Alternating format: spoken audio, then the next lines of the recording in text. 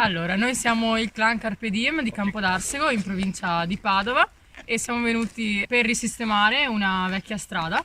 Hanno raccolto tronchi e rastrellato rami, sono entrati in contatto con il disastro che a fine ottobre ha flagellato molte zone del Veneto, ma in particolare la montagna.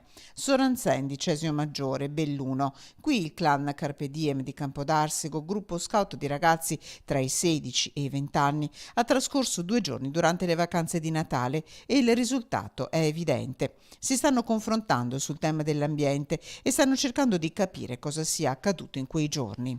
E ci siamo voluti rendere utili attraverso la riapertura e la sistemazione di un vecchio sentiero che non veniva utilizzato da anni, ma che si rivelerà indispensabile adesso per alcune persone che vivono in una zona che è stata isolata dal maltempo. La furia del torrente Caorame a fine ottobre ha distrutto il ponte di collegamento e chiuso la via accessibile alle auto. 5 le famiglie isolate in località Busa. Chi è rimasto era raggiungibile solo attraverso un pericoloso sentiero che l'inverno rende ancora più ostico. Lavoro ininterrotto per 1 giorno e mezzo, ma alla fine ecco il risultato. Liberati 400 metri della vecchia strada, raggiungere il borgo di Busa adesso è un po' più facile.